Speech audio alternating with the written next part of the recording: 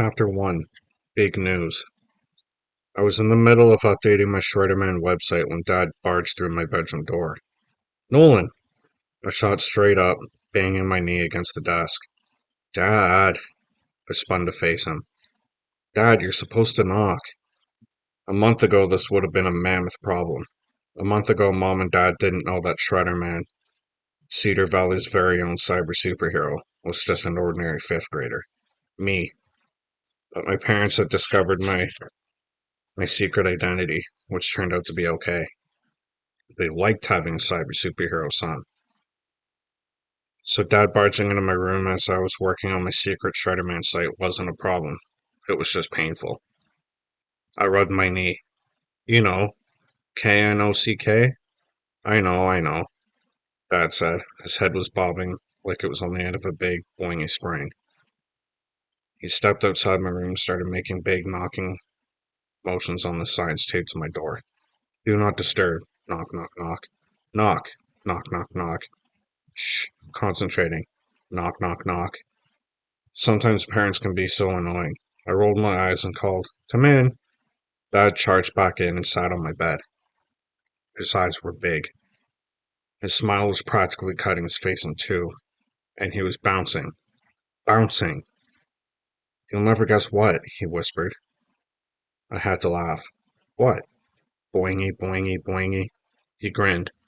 I couldn't have come up with a better birthday present for you if I'd tried. Stop. I put up my hand. I hate it when you tell me what my present is. It ruins everything. He froze mid-bounce. Even if that's how you get exactly what you want? Yes, I'd rather be surprised. Oh, he said, then started bouncing again. Well, this isn't exactly your birthday present. It just happens to be happening on your birthday. Dad. Ready for a hint? No. He picked up Sticky, my giant stuffed gecko, and shook it at me, saying, Ay, chow wow wow. Dad. He bounced about 2 feet in the air, laughing like a madman. Then he whipped his sunglasses out of his pocket and put them on Sticky. Hey, hombre, he said in the worst Mexican accent ever.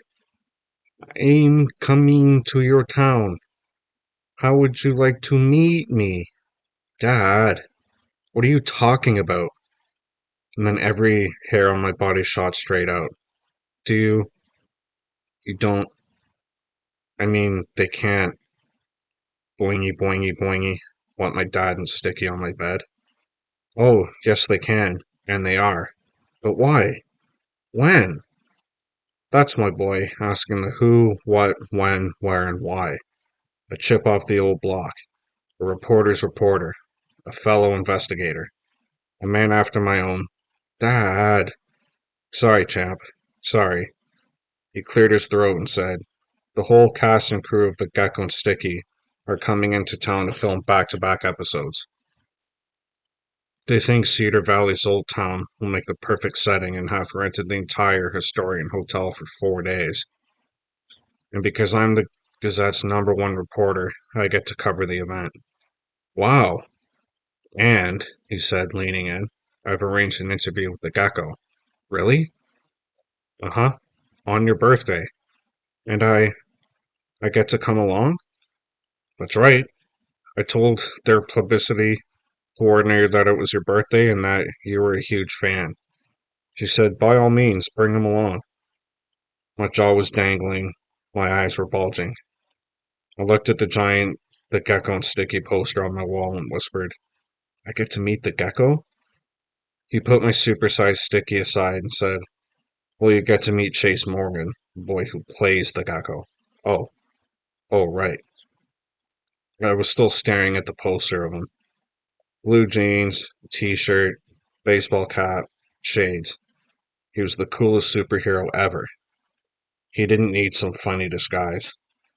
The Gecko was a regular kid just like me, only older, which had taken my parents forever to catch on to. I've been watching the show for at least 6 months when my mom said, The Gecko's the boy? I thought the Gecko was the lizard. She was having this revelation in the middle of a really great episode.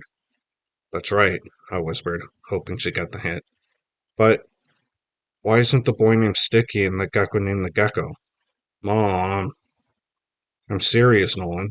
I don't understand this at all. I said really fast. Sticky's named Sticky because he's a kleptomaniac. He steals stuff like crazy. But I thought he was a good gecko. He is. He's just got a bad habit. But, Mom, I'm trying to listen. Okay, okay. I'll talk to you later. When she and Dad finally figured it out, they became fans too, especially of Sticky. He just can't help it. And Sticky, my dad was saying as I stared at the poster, well, I imagine he's largely computer animated. I mean, there's no such thing as a talking gecko lizard, right? I looked at Sticky, grinning away on the gecko's shoulder. I knew he wasn't real, but he sure seemed real on TV. And yeah, the gecko's the superhero. He's the one with the magic Aztec wristband that gives him powers, like walking up walls, or disappearing, or super strength, that sort of thing. But Sticky's the one who found the power band and gave it to him in the first place. He's the one who's funny and sassy and smart. It's easy to forget he's just animated, or a robot, or Nolan? Dad waved a hand in front of my face. Huh? Oh, oh, right. I scratched my head. Computer animated. Of course. Cool.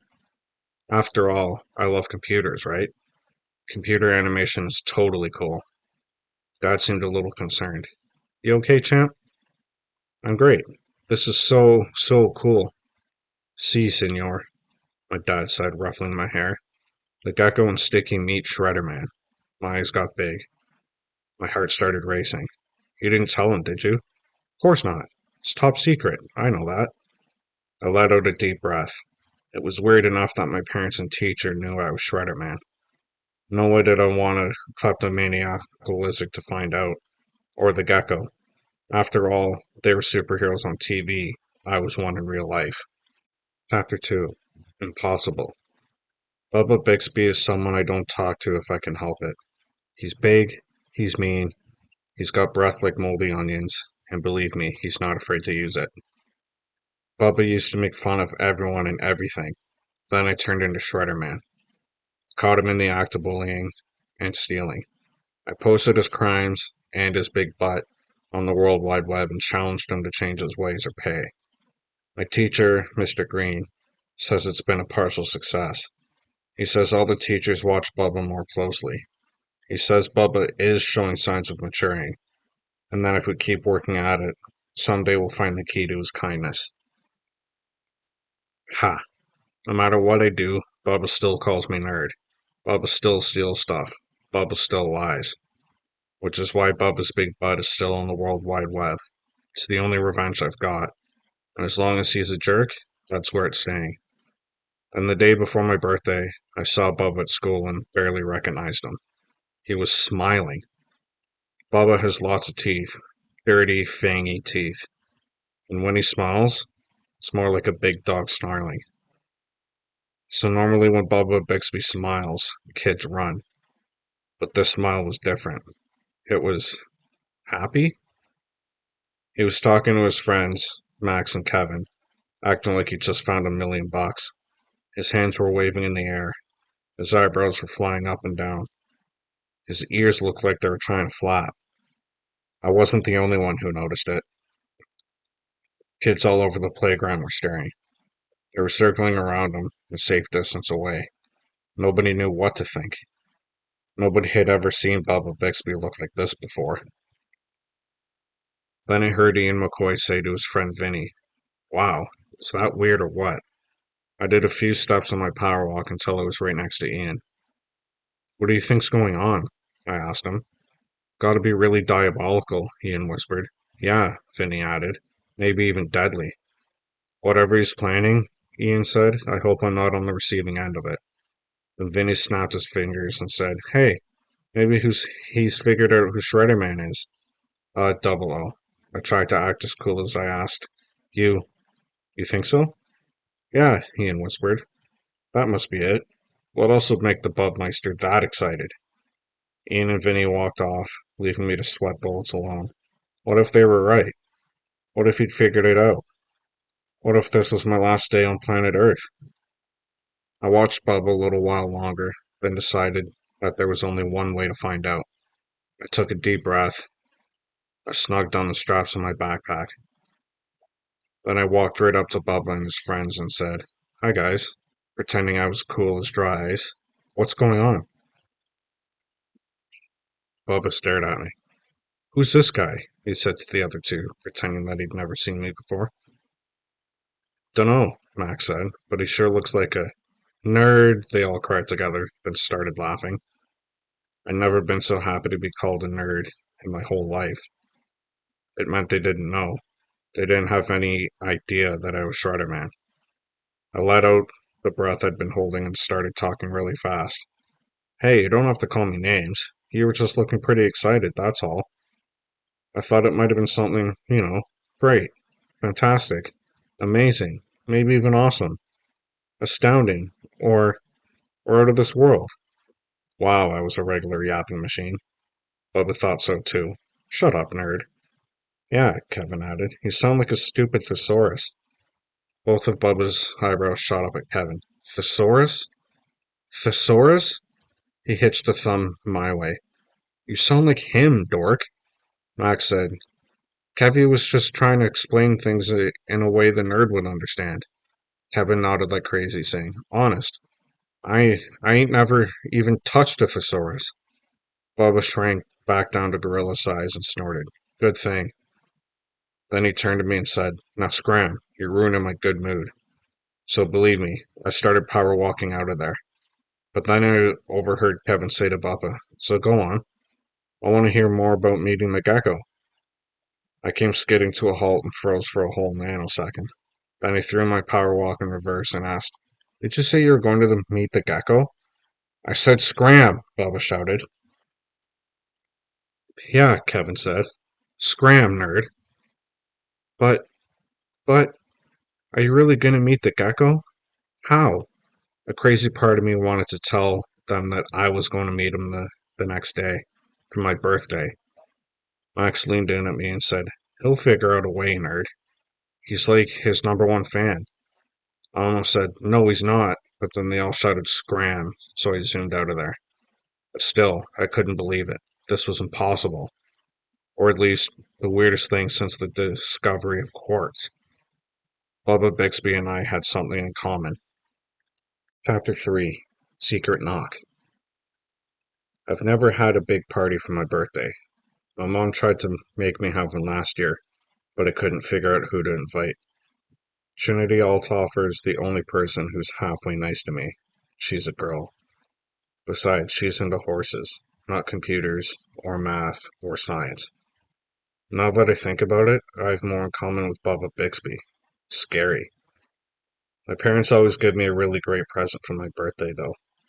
That's how I got my digital camera, and my scanner, and my bike. They always take me someplace cool, too, like bowling, or to an arcade, and once even to a theme park. I love roller coasters. All those lateral G's, vertical G's. Think about the science involved. Roller coasters employ gravity, centrifugal force, momentum, and acceleration. They're amazing. The wildest roller coaster I've ever been on had 5 loop-de-loops and 7 inline twists. I thought for sure I was going to die. My head was dizzy, my body was shaking, my stomach kept flying up in my ears. But it turns out 12 inversions on a roller coaster was nothing compared to meeting the gecko. My stomach was so topsy-turvy I thought for sure I was going to barf. And that was before my dad picked me up at school. I didn't tell anyone at school where I was going. I was dying to, but now that I knew that Bubba wanted to meet the gecko, it was way too dangerous to talk about. If Bubba found out, he would want to pound me. The only person I could have told was Mr. Green, but he was in Oregon visiting his brother who was having a heart operation. So I kept my mouth set at school, but it was hard. And when the release slip came from the office and her substitute, Miss Newby, told me I could go, I tripped over my feet and my seat, and molecules of thin air racing out of there. My whole body felt like it was going to burst. On the drive over, my dad let me sit up front with him. I wouldn't exactly call it sitting, though. It was my turn to bounce around. As we got near Old Town, Dad said, "Hey, champ, take a deep breath, okay? He's just a guy." I tried, but my lungs were closed up tight. "You've got your camera, right?" I nodded. "And your poster for him to sign?" I nodded some more. "So relax. He'll like you fine." He tousled my hair. "How could he not? You're a superhero, just like him." "Dad." He just laughed. Cedar Valley has one fancy hotel, and that's where the gecko is staying. The hotel is called the Historian, and it's a part of a bunch of buildings that make up Old Town Square. Not that the square is really a square, which has always kind of bugged me. It's more you. Mom says I shouldn't take things so literally. Dad says I should look at the park area in the middle of the U because it's a square. I say they should quit calling it something it's not, or build a fourth side. Anyway, all of the buildings in Old Town are wooden and connected with a big, wide, creaky walkway. The Historian is wooden too, only it sticks way up in the sky. It's 7 stories tall. As we drove past, we could see people setting things up outside the hotel. There was a giant scissor crane, rolling dollies, big silver reflectors, lights, cameras. Pretty soon there would be action. I was looking all around for the gecko. Was he there? Dad was leaning across me, looking out my window too. "Do you see him?" "Not yet. Do you?" "Nope. Looks like they're still setting up. I think he comes out when they're all ready to shoot." The car behind us honked. We were stopped in the middle of the street. But since you're not allowed to park cars in front of Old Town, we drove around the corner to the parking lot. A whole section of it was blocked off for semi-trucks and moving vans and trailers and limos. The place was packed. "What's all that?" I asked. "Movie equipment, I suppose. And trailers for the stars, maybe." He smiled at me. "I'm just guessing, Nolan. This is a first for me, too." "Wow." I hung my head out the window and looked ahead as Dad got closer. "Do you think the gecko's in one of those trailers?" "Maybe so, but I was told to go to the hotel, so that's what we're gonna do." After Dad parked the car, we walked into Old Town and cut across the park. We watched people setting up equipment outside the Historian for a few minutes, and then Dad said, "We better get going, Nolan. I don't want to be late." I'd never been inside the Historian, but I had gawked through the window plenty of times. They have a giant stuffed grizzly bear inside. It's fierce. It has beady eyes, huge yellow teeth, even bigger claws, and it's standing on its hind legs, roaring. Now that I think about it, it looks an awful lot like Bubba. When we went inside the hotel, I discovered that the grizzly bear had company. There's a stuffed buffalo, an elk, deer, boar, and a bighorn sheep. There are also wagon wheels and gold mining pans and blacksmithing tools, and the walls are covered with maps. Cool X marks the spot kind of maps. We crossed through the lobby, going under ceiling lights that were made out of antlers. Off to one side, there were swinging saloon doors, and to the right was a big, swooping staircase. We walked up to the long wooden counter, and a man on the other side said, "May I help you?" "Yes," my dad said. "I'm Stephen Bird. I have an appointment to see Chase Morton."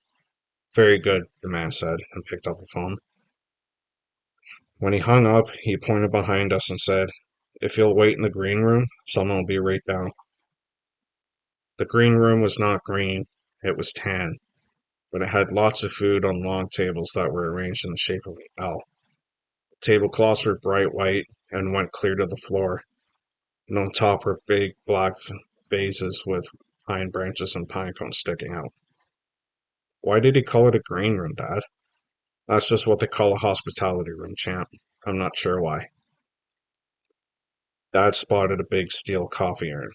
I spotted a big stack of cookies. Peanut butter. Yum. After a while, a lady with red hair came in and said, "Stephen Bird?"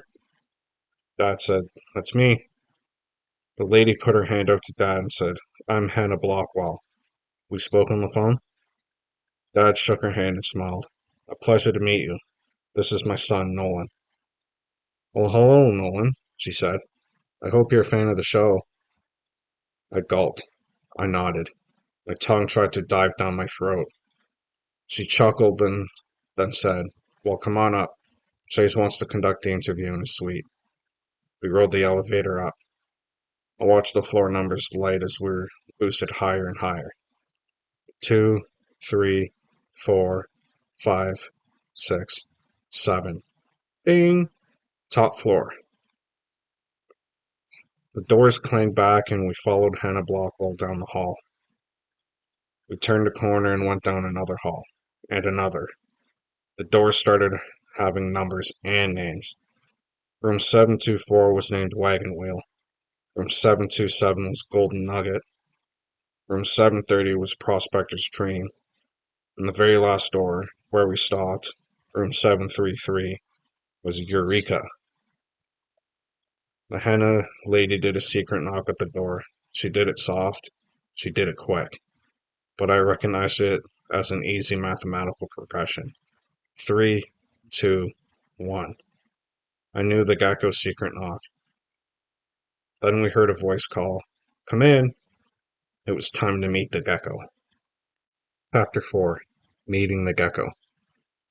It was dark in the gecko's room, and cold. The henna lady said, "Chase, this is Mr. Bird, the reporter from the Cedar Valley Gazette. And this is his son, Nolan. Nolan's the boy who's having a birthday today, remember?" "Cool," the gecko said, but he didn't even look up. He was sitting cross-legged on his bed, his thumbs attacking the buttons of a PlayStation controller. I checked him out for a minute. He just looked like he does on TV. Then I checked out the television that was sitting on a big wooden cabinet in front of him. "Tekken 3?" I asked. "I love that game. It may be old, but it's still my favorite.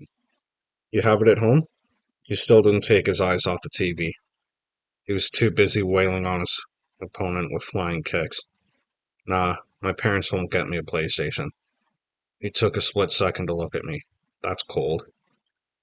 I didn't want to embarrass my dad, so I said, "It's alright." I watched him battle and said, "Yoshimitsu is my favorite character too. Gunjack's better on blocking, and the way Chioger breathes fire is way cool.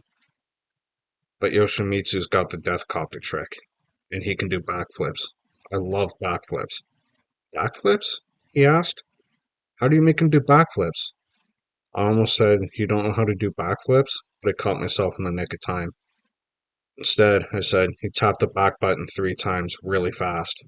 He tried it, but it didn't work. "How?" he asked, and handed over the controller. "Like this, see?"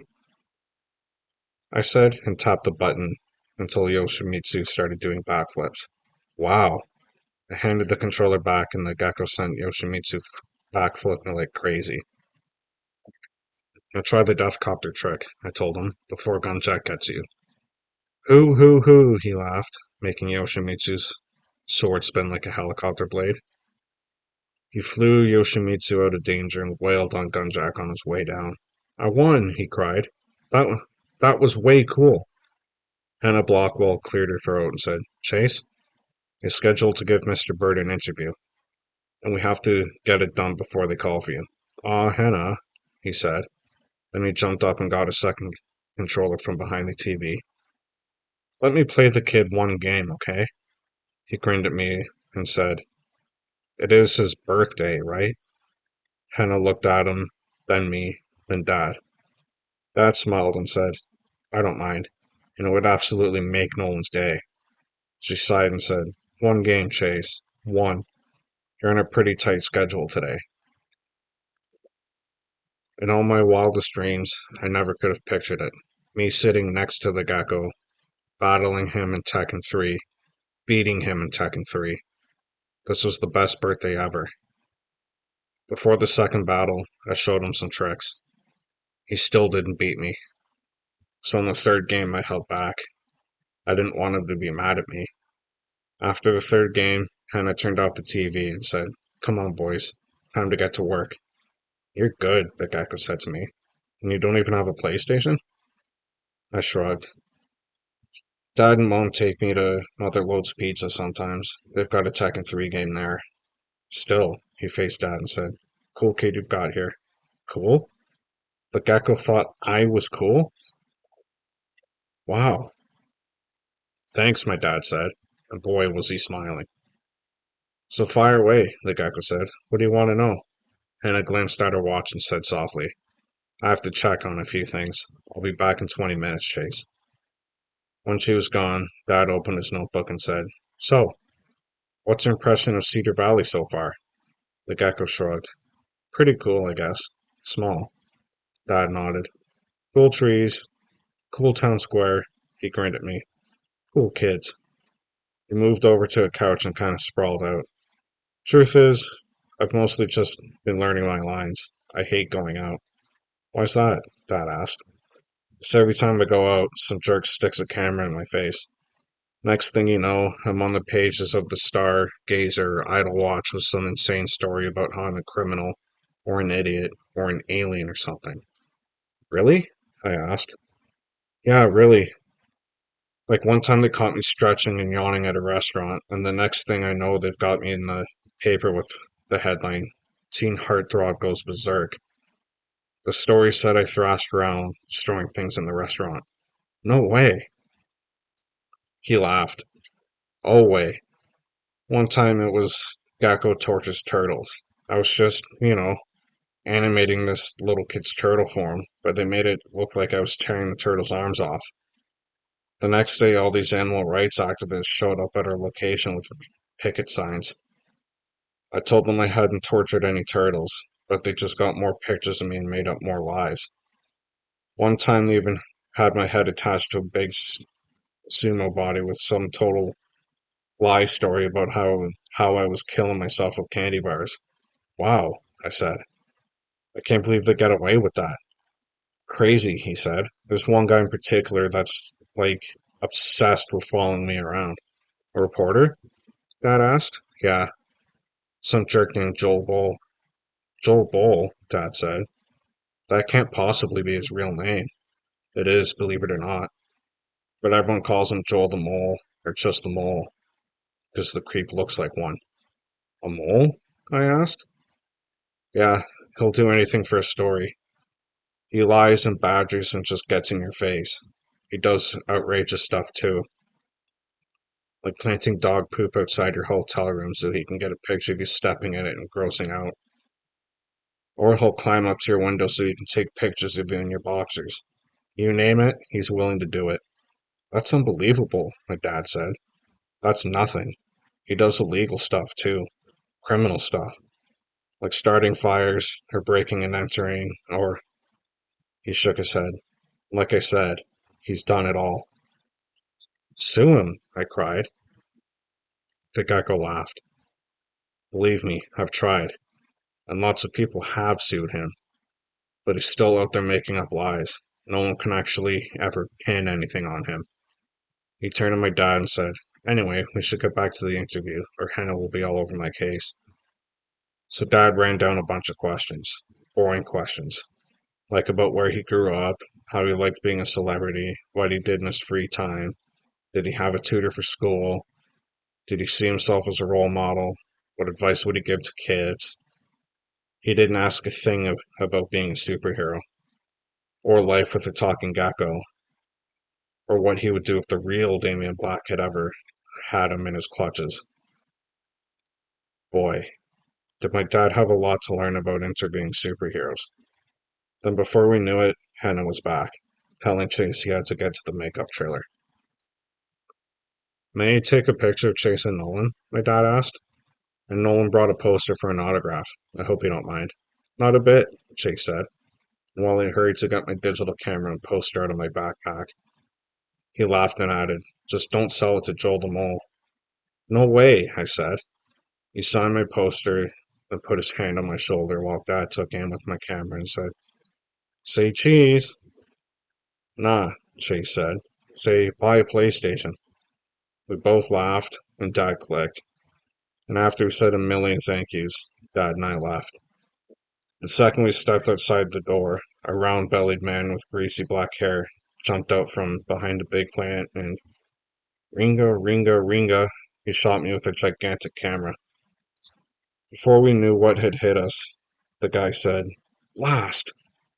in a high, whiny voice, then wrinkled his pointy nose and scurried away through the stairwell door. Chapter 5. Joel the Mole. Joel the Mole, Dad and I cried together. We have to warn the gecko, I said. You mean Chase, my dad corrected. I started to knock on his door regular, then remembered I knew the secret knock. Knock, knock, knock, knock, knock, knock. Hannah answered the door and looked pretty surprised to see me. Joel the Mole, he's here, I cried. He was hiding behind that plant. He jumped out and took a picture of me, then ran down those stairs. What? Chase was at the door now, too. He's here? What did he look like? Hannah asked. Like a mole. Kind of fat, kind of oily. Black hair, a twitchy, pointy nose, and long teeth. Long buck teeth. Chase frowned at Hannah. I told you he'd come. Excuse us, won't you please? Hannah said. And while she closed the door in our faces, Chase called, You're all right, Nolan. I owe ya. I couldn't help smiling from ear to ear. The gecko didn't think I was a nerd. He thought I was all right. Well, champ, my dad said. It's been a pretty exciting day, wouldn't you say? He was steering me toward the elevator, but I didn't want to go that way. I wanted to follow them all. Hey, I said, breaking free. I've got a great idea. Why don't you go down the elevator while I go down the stairs? Let's see if we can find him. If you see him, follow him. I'll do the same. I'll meet you in the lobby. Uh, I don't know. I had already dug up my camera and was heading for the stairwell door.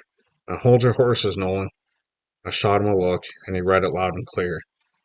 Don't mess with a superhero in pursuit of truth and justice. But just to make him feel better, I added, I'm 11 now, Dad. Don't worry.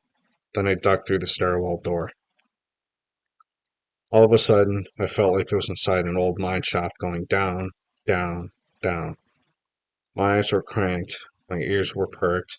I was feather-footed. Fast. Smooth.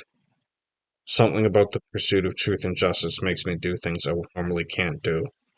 The mole wasn't in the stairwell, and when I got to the bottom floor and opened the last door, I could see an exit sign to my left and the lobby to my right. Dad spotted me from over by the elevators and waved.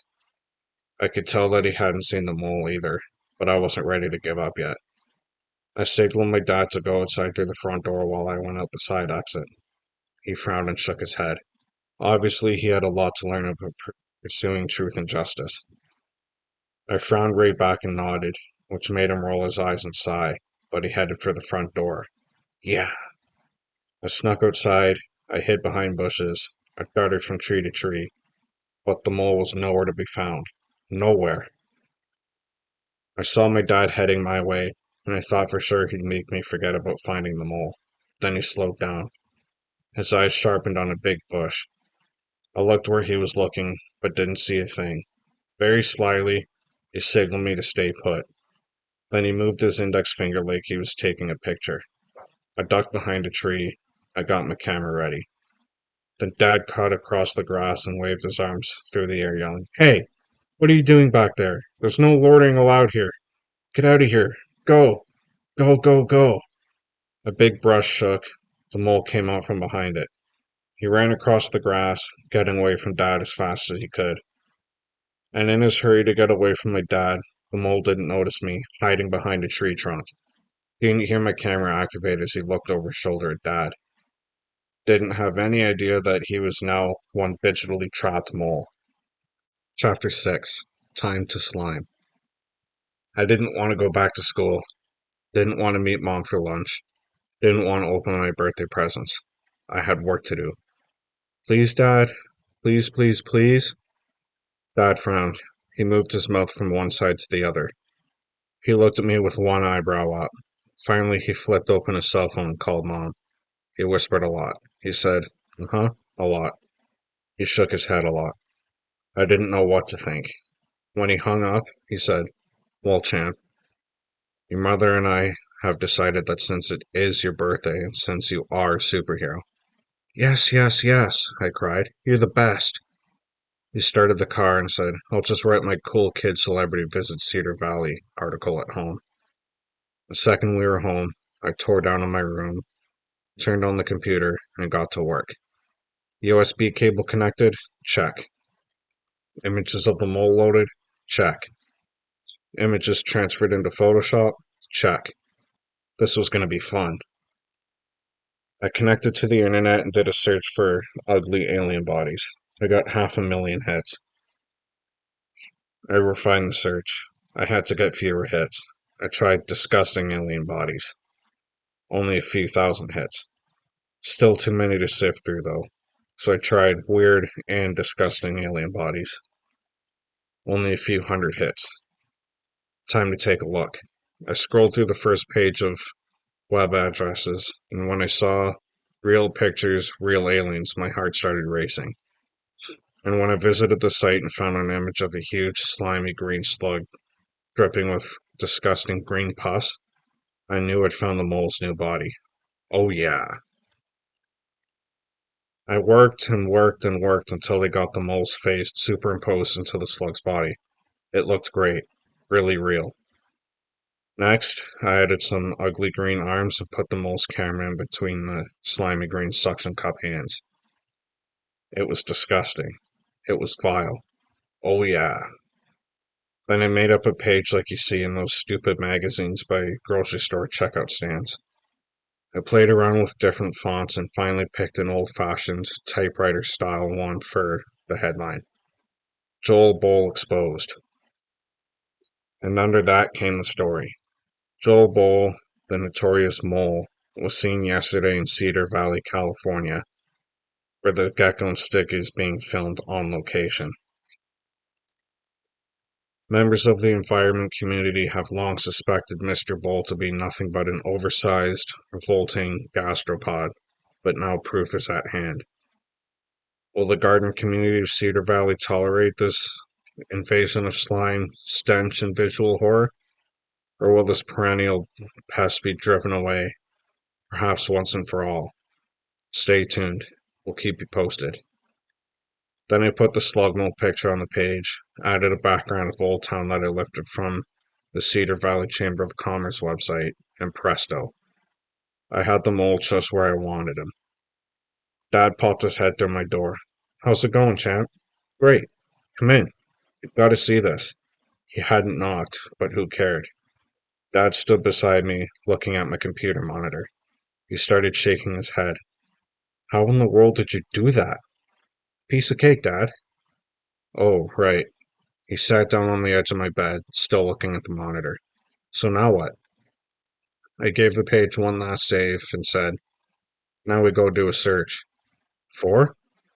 I reopened my internet connection. "For Joel Bowl plus the mole." Because?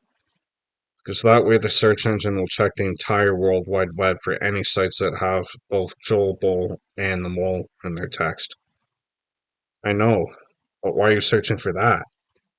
Because just then the computer displayed "website found," and then found 87 matches for Joel Bowl plus the mole.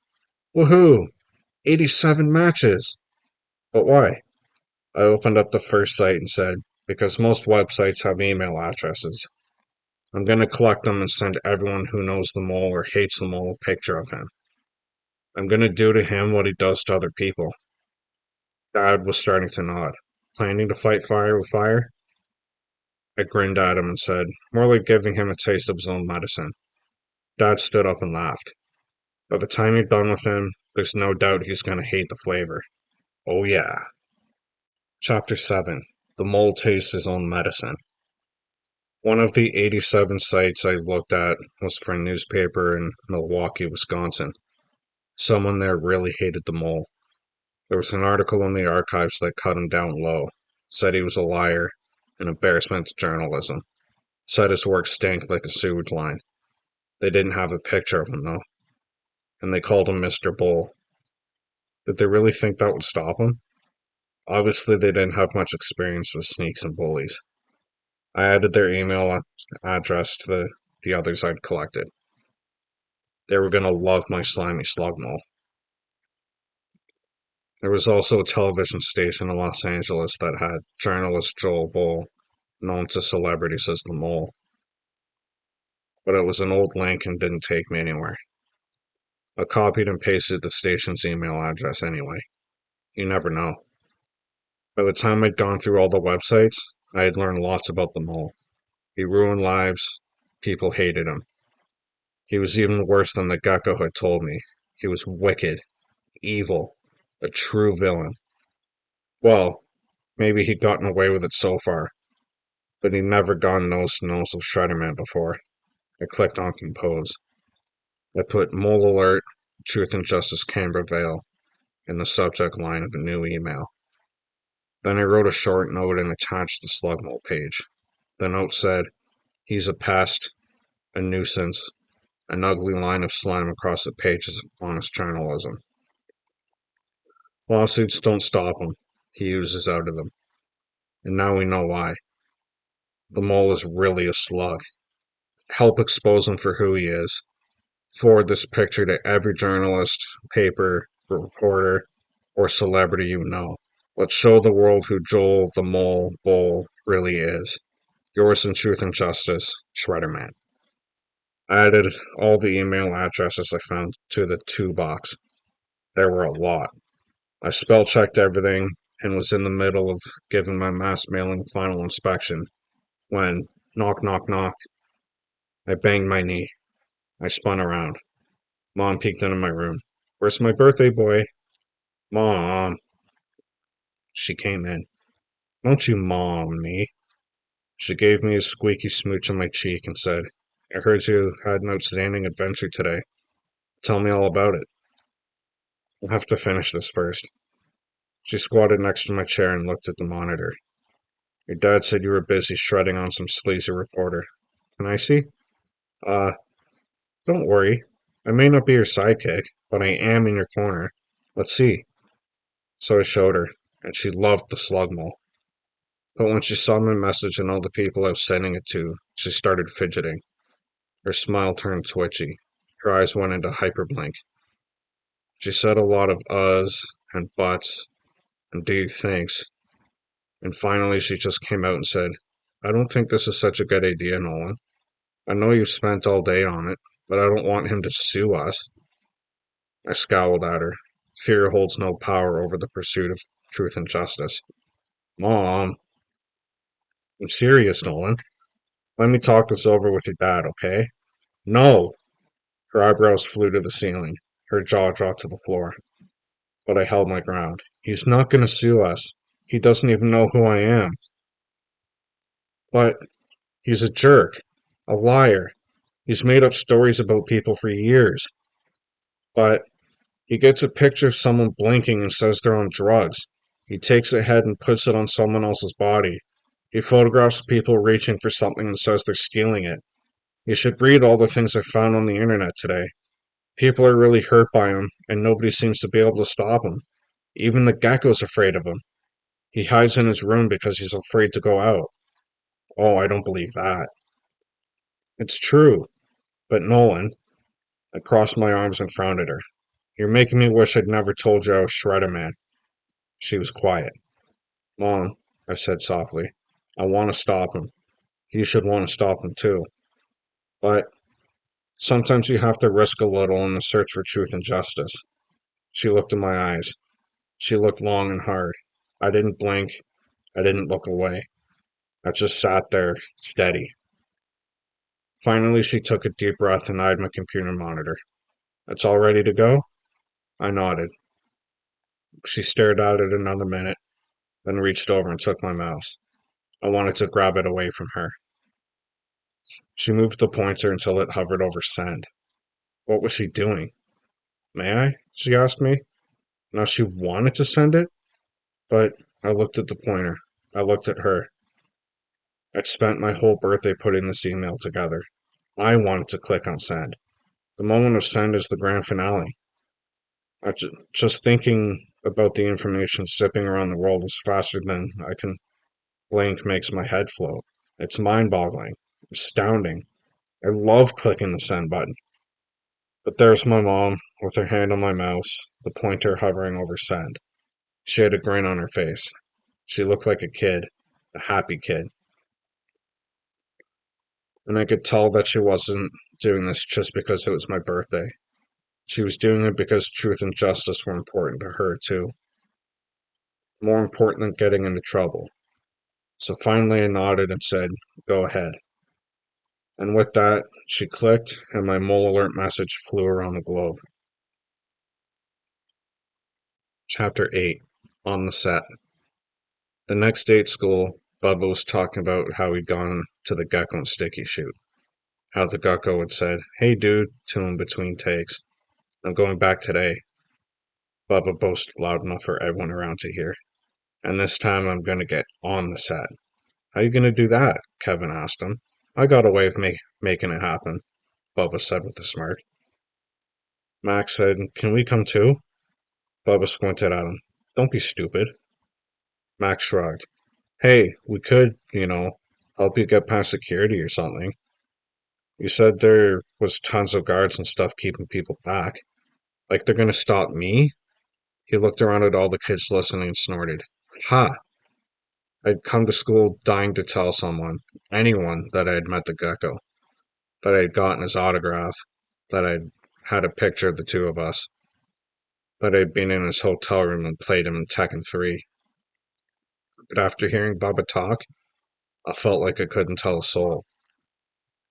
It would have been like bragging, and knowing Bubba, it would have got me pounded. So I sat in class wishing that I had a friend I could tell, a friend I could trust. It had been the greatest day of my life, and I couldn't tell anyone about it.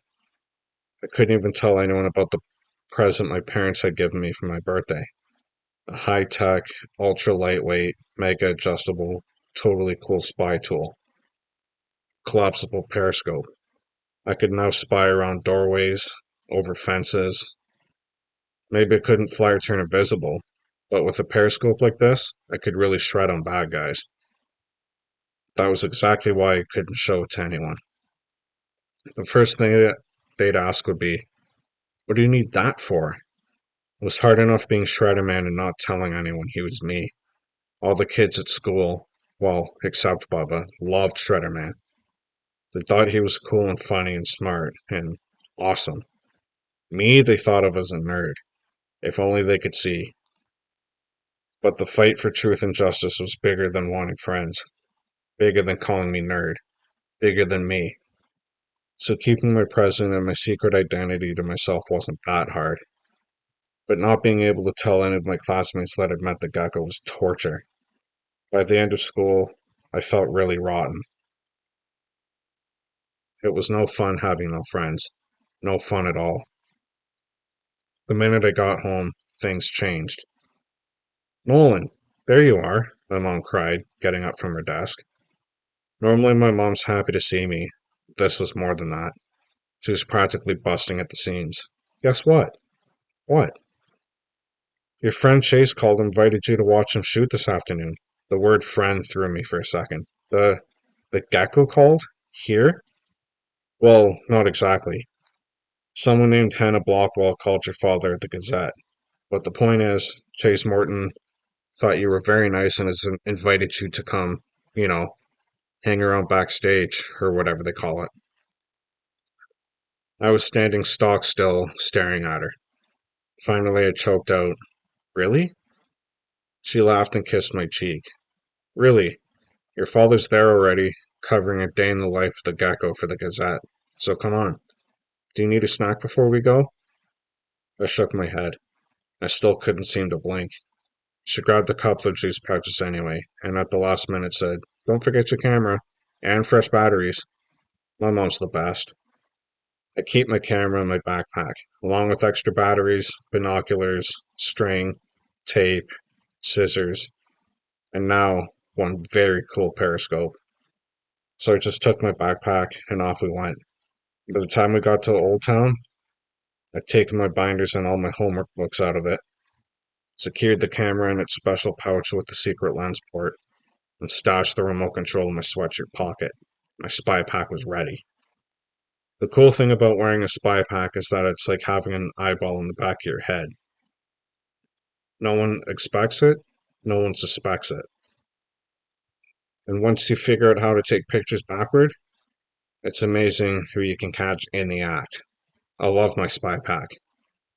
I was testing out my remote control when Mom asked, "Why in the world are you doing all that?" "Because you never know," I said. "But I'm sure he'll just let you take pictures of him." I grinned at her. "But I'm sure the mole won't." Her eyebrows went up. "You'll think he'll be there again?" "I have a sneaking suspicion." She shook her head. "You're invited to watch the filming of your favorite show of all time, and you're thinking about the mole? I just don't get it." Neither did I, but inside something was telling me to be ready, just in case. Chapter 9. And action. After we got our special guest badges and cleared security, we were ushered into the hotel. They were getting ready to shoot a scene right in the main lobby. Mom spotted Dad, who was standing about 10 feet behind a camera. We got over to him just as a guy with a patchy little beard called, "Pictures up?" "Quiet on the set. We're rolling." "That's the director," Dad whispered. "Shh," my mom scolded him. The lady stuck a clapboard with all sorts of numbers on it in front of a camera, then pulled it away. The director called, "Action!" And suddenly evil Damien Black appeared at the top of the stairs. He snuck down on his tiptoes. His eyes were darting all around. He had on a long coat, black boots, a twisty mustache. He was holding a long double-bladed axe. I had the powerful urge to hiss. Damien is so nasty. The gecko was around the corner, trying to switch the power ingot in his magic wristband from super strength to wall walker. He was trapped. And since the magic wristband only allows for one power at a time, he was in trouble. "And cut," the director said. Then he called, "Live gecko inside Chase's sweatshirt. Let's go." I whispered, "This is so cool, Dad. Thank you. Thank you, thank you." People scurried all around, moving cameras, moving chairs. Chase grinned at me and tossed his head back a little like, "Hey," while a lady patted powder on his nose and forehead. I waved and smiled. Was I dreaming? My mother squeezed my arm and smiled at me. "Pretty interesting, isn't it?" she whispered. I nodded.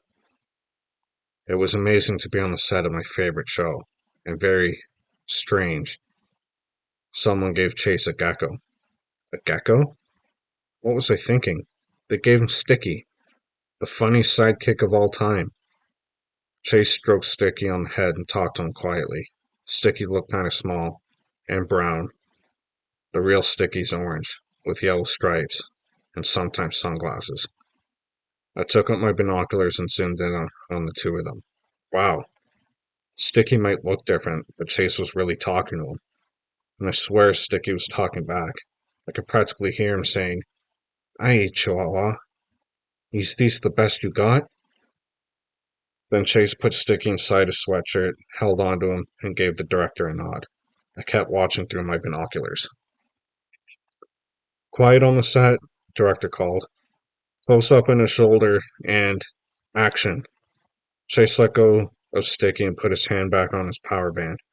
In a flash, Sticky wriggled out of his sweatshirt and got up onto Chase's shoulder. His head moved from side to side, then he sort of jumped on top of Chase's ball cap and looked around. After a second of Sticky looking around, the director called, and cut. Everyone started talking at once. Chase was grinning from ear to ear. The director was too. "Unbelievable," he said. "On a first take, too. And that bonus jump on the head? Beautiful. Brilliant. That's what I like from my radical reptiles. Whatever you said to him, Chase. Nice work." Chase was taking Sticky off his hat, still grinning away. "Hey, just call me the guy who talks to geckos." Everyone laughed. And Mom whispered across me to Dad, "I always thought it was some kind of robot, computer animation." Dad nodded. "They tell me that most of it is computer generated, They have a toy gecko and a remote-controlled gecko, but they use a live one sometimes too. He laughed. They sure couldn't have gotten the remote-control one to jump on his head. They must have gotten very lucky with that. Dad nodded. Oh, very. A remote-controlled gecko? Computer animated? So what if the gecko Chase had wasn't orange? It was still sticky. I'd just seen him in action. What more proof did people need? Sticky was real. I tried to tune my parents out and watch the people who were scurrying around to set up the next scene. Damien Black would be coming down the rest of the stairs. The gecko would click in the wall Walker ingot at the last minute. He'd climb up the wall. He'd... How do they make it look like he's climbing walls? Mom asked Dad. Shh, I told her. We'll have the wall Walker ingot in. Mom looked at Dad. Dad looked at Mom. They both raised their eyebrows. Pictures up, the director called, and he said, quiet on the set, and action.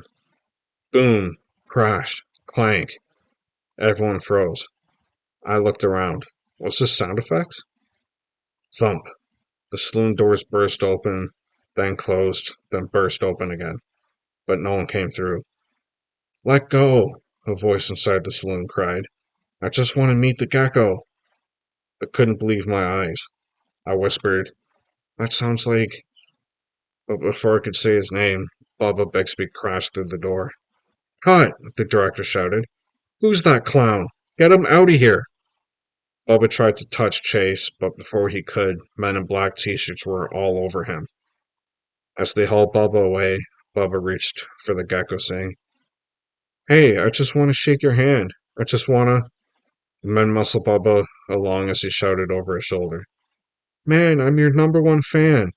Everyone was scowling. The director looked mad. Bubba's head swept around as he turned to face forward. But then, like in slow motion, his head turned back, and his eyes stopped and locked right on me. Chapter 10. Hot off the press. Wow, my mom whispered. That boy's gotten big. Oh yeah, I choked out, thinking about how Bubba would find some way to pound me at school the next day.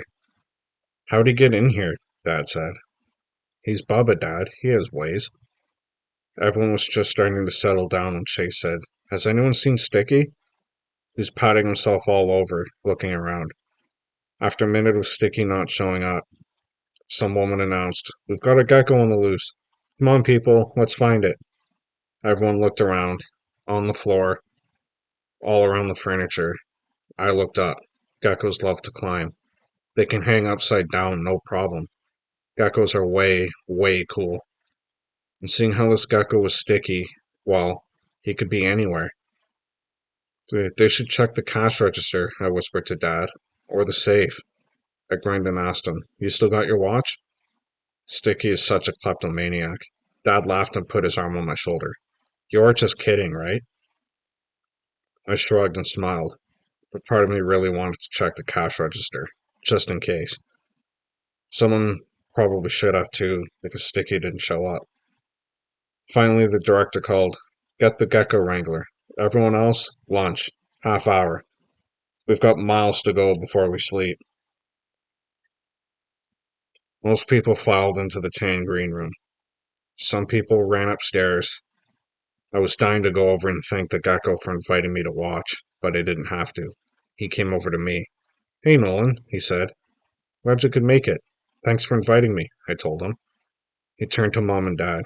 Cool kid you got here. Mom was smiling big. She put out her hand and said, I'm Eve Bird, Nolan's mother. He nodded. And I'm Chase Morton. He wiggled his eyebrows my way. The gecko. Just then Hannah Blockwell came over with a paper in her hand and a grin on her face. A grin that didn't really seem to go with her face. It was goofy. Chase, she said, then looked around at the rest of us. Sorry for interrupting, but she handed Chase the paper. This came via fax. Maggie sent it from L.A. You're not going to believe it. I saw the paper as Hannah passed it to Chase. So did Dad and Mom. Our eyes got big. We tried to make them stay small, tried to act cool, but our mouths and shoulders and heads were twitching all around. Even as a murky fax copy, there was no mistaking my slug mole. The gecko read the article. He was grinning so big I thought his ears would push right off the back of his head. Finally, he looked at Hannah and said, "Who wrote this?" "Well, it's David Egbert's column, but obviously his source is a mystery man." "Yeah," Chase said, "Shredderman." Hannah was still grinning.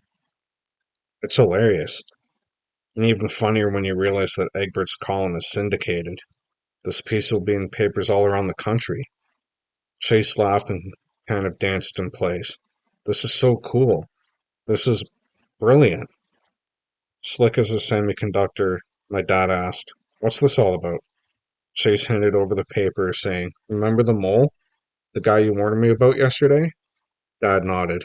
"Mr. Bull?" Chase snickered. "Yeah. Well, some guy named Shredderman is giving him a dose of his own medicine." Dad was skimming the article, nodding. "I've heard of this Shredderman character." "Really?" Dad passed the paper to me, saying, "He's something of a local hero." Chase seemed very interested. "Any idea who he is?" Triple O. I hadn't thought about it until now. But who else knew the mole was in town? Who also tried to expose him? Bullets started shooting up my sweat glands. Dad stayed cool, though. He shrugged and said, "I'm actually investigating that for the Gazette." "Well, when you find out, would you let me know?" You have no idea how many people would want to thank him. My heart was pounding double speed as I read the article. It was everything I'd sent in my email, plus the writer's own stories about the mole. Hannah eased the paper out of my hands and said, "I'm going to make copies and pass them around. This is just too good." Chase said, "Great idea," and grinned at me and said, "We've probably got time for a quick game of Tekken 3. You up for it?" And I grabbed him by the arm. "No way. Absolutely no way." She dragged him along, saying, "As a matter of fact, they need you in wardrobe. No more disappearing acts." Chase pointed to his magic wristband as he grinned at me and wiggled his eyebrows. "See you later, Nolan." I laughed and waved, and when he was gone, I followed Mom and Dad to the side so we'd be out of the way. And while they were debating how long we could stay without wearing out our welcome, a man with a bushy brown goatee went by, pushing a cart of food. He was wearing a white waiter coat, a black bow tie, a chef hat, glasses.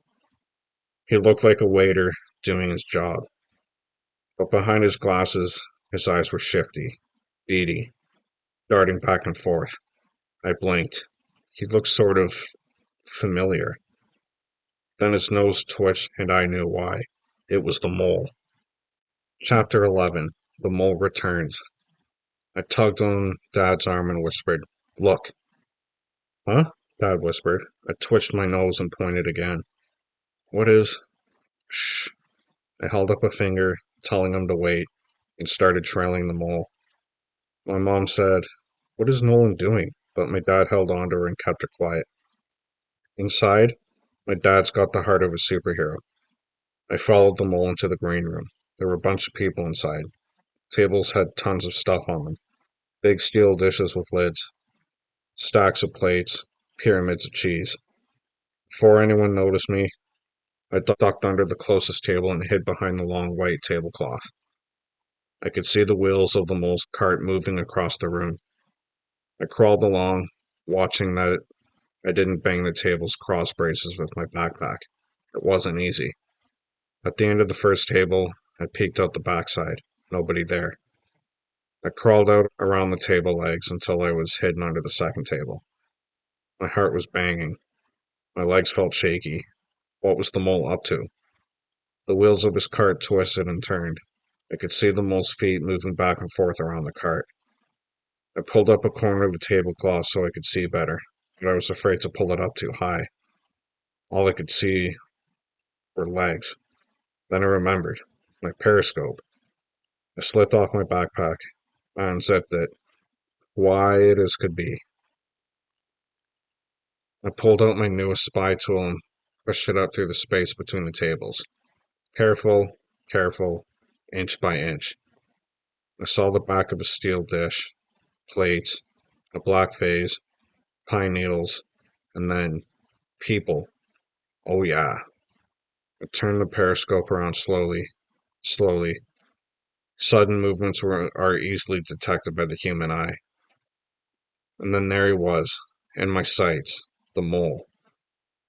He was looking shifty, all right, putting food from the rolling tray onto a table. He was doing it slow, looking around, looking up. Up? Had he spotted Sticky? Turned the periscope, but didn't see Sticky anywhere. The mole was up to something. I knew that. But what? And when he made his move, what was I going to do? How was I going to catch him in the act? I pulled the periscope down and took my digital camera out of its spy compartment. I held the camera lens up to the eye of the periscope. Could you take a picture that way? I decided to try it. I turned the periscope camera sideways and slipped the eye of the periscope under the tablecloth. I looked through the camera's viewfinder. I spotted someone's shoe, then clicked a picture. I put the periscope down and looked at the shot. It worked.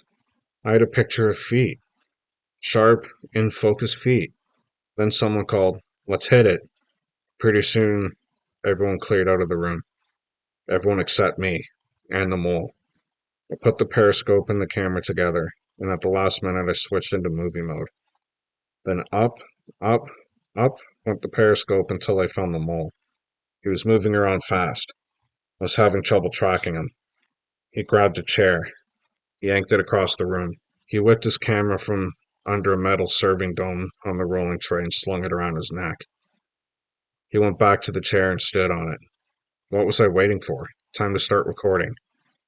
Caught him looking around, pulling something out of his waiter coat. A lighter. He flicked the lighter wheel and started a flame. He held it up to the ceiling, up to an automatic sprinkler. Oh no! He was trying to make them come on. The sprinklers would ruin everything. They would soak the green room, the lobby, the cameras, the actors, everything. I almost shouted, "Stop, villain," but I didn't. It was more important to get proof. The ceiling sprinklers sputtered. They burst on. Water sprayed everywhere. I could hear people in the lobby shouting, squealing, screaming. The mole jumped off the chair and charged into the lobby. Ringa, ringa, ringa. I could hear the mole's camera shoot and whine through the spray. Fire! Somebody shouted. There must be a fire! Ringa, ringa, ringa. Cover the cameras! Ringa, ringa, ringa. Shut off the sprinklers! Ringa, ringa, ringa. The place was going crazy. My dad charged into the green room. Nolan? He called. Here, Dad. He dived under the table with me. What are you doing? I was collapsing the periscope, stuffing everything back in my backpack. The mole. He started the sprinklers with a lighter. He's out there getting pictures. You've got to stop him. But stop him. Get his camera. But by the time Dad scrambled out of the room, it was too late. The mole had already disappeared. Chapter 12. Back to the motherboard. We had an argument on the way home. Mom thought I should turn my movie clip over to the police right away. No way, I told her. It'll give away who Shredderman is. Dad, who had now spent some time in the superhero trenches, didn't know whose side to be on. But Nolan, he said as we drove away from Old Town, the whole point of being a superhero is to help people. But Dad, I said back, if I know I'm Shredderman, it's all over. I can't help anyone anymore, ever again. He does have a point, Eve, my dad said to my mom. But Stephen, that man ruined... Who knows what all he ruined. And he's probably on his way back to wherever he came from, right now. I know. But I do think we should give it a little more thought, okay? Mom frowned. Dad drove. I held on tight to my backpack.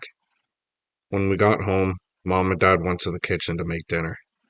What they were really doing, though, was still arguing about what to do. I slammed a few plates around the table, scattered some forks and cups, and charged out of my room. No way was I going to let them unmask me. I booted up my computer. I logged onto the internet. I clicked on my web and mail icons. But in the middle of getting my camera ready, I stopped. Emails were being delivered.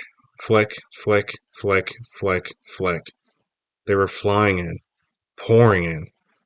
When the screen finally stopped scrolling up new emails, the status bar said, "You have 102 new messages." Wow. The subject line of some was reply, mole alert. Some were replies to forwarded mole alerts. Some were replies to mole alerts that had been forwarded 3, 5, 17 times. My mole alert had been to New York, Maine, Illinois, North Dakota, Alabama, Oregon, Mississippi, Texas, Ohio, Massachusetts, Missouri, Timbuktu. I did a quick search and learned something new. There really is a Timbuktu. It's in West Africa. Wow, you know you're a bad guy if people hate you in Timbuktu. And they did. I blazed through enough replies to know that they all said pretty much the same thing. You rock, Shredderman. Keep it up. Oh yeah. I could smell dinner cooking. Was that chicken? No time to lose. I downloaded the fire sprinkler clip. I attached it to a new email, one that would go everywhere. I typed "mole caught in the act" in the subject line, then wrote a short message. The attached clip is raw footage. There has been no image manipulation. What you see is what Joel the Mole Bull did at a location shoot for the Gecko and Sticky in Cedar Valley today. Damage and expense are still being assessed, and the mole is still on the loose. Help stop him. Forward this to every journalist you know. Let's put this menace out of business. Yours in truth and justice, Shredderman. I was just finishing up when there was a knock, knock, knock at my door. No, I called. The door opened anyway. I said no. The room went dead quiet and cold. Mom and Dad were both standing in the doorway. They crossed their arms. They frowned. Finally, my dad said, "We don't appreciate that tone of voice, Nolan. But we'd already decided to let you do what you thought was right," my mom said. "After all, it is your clip," Dad added. But, my mom interrupted, "we don't ever want to hear you talk to us in that tone of voice ever again, you hear me? If being Shredderman means you think you can shred on us, well, we'll put a stop to this right here and now." I'm sorry, Mom, I said, and I was about to say, "I thought you were going to try to stop me." Only right then something thumped on my knee, wiggled up my thigh, crossed over my chest. And faster than you can say Charles Babbage, he was gripping onto my shoulder, looking around the room. I couldn't believe my eyes. I was nose to nose with Sticky. Chapter 13, Stowaway Gecko. My mother screamed. My father held her shoulders and said, "Take it easy, Eve. It's just a gecko." I grinned at Sticky and said, "Hi, Sticky. What you doing here?" "Sticky?" my mom gasped. "That's Sticky?" I looked her way. "Who'd you think it was, Mom?" "But he must have stowed away in my backpack." I was petting him with my index finger, softly, slowly, back along the top part of his head. I smiled at him, careful not to show my teeth. "Didn't you, boy?" He looked right at me, and I swear, he smiled back. Nolan?" my dad whispered. "Don't you think you should catch him?" "Did you see that, Dad? Did you see that?" "See what?" I looked back at Sticky. He wasn't smiling anymore. Now his head was going side to side, like he was shaking it, telling me no. Never mind," I said to my dad. Then I eyed Sticky like, "What was that you wanted, boy?" His mouth curved back and then he nodded. I swear he nodded. My mom said, "Your dad was suggesting you catch him, Nolan, before he runs away." I laughed. "He's not going anywhere." I turned back to Sticky. "Are you, boy?" Sticky climbed up my collar. He stuck his nose in my ear. It tickled like crazy. "Hey, hombre, what's up?" "What?" Had Sticky just whispered in my ear? All of a sudden, Sticky whipped around and sat on my shoulder backward. I looked around, and there was my dad, leaning in right behind me, grinning. Don't show your teeth, Dad. They'll think you want to eat 'em. What I want, my mom said firmly, is for you to catch him. Dad reached up to do it, but like lightning, Sticky jumped off my shoulder. He zoomed across the floor, up my wall, across the ceiling, and that's where he stopped. Upside down, 8 feet up, right in the middle of my ceiling. Dad closed the door. Mom put her hands on her hips and leaned her head way back. What makes them able to do that? She asked. Suction cups? Geometry, I answered, looking up at the world's raddest reptile. Geometry? Yeah. Their feet are covered with millions of little hairs that split into hundreds of even tinier hairs. Each of their feet has like a billion tiny hairs. So what's that got to do with geometry? My dad asked. He was moving a chair underneath Sticky. Yeah, my mom added.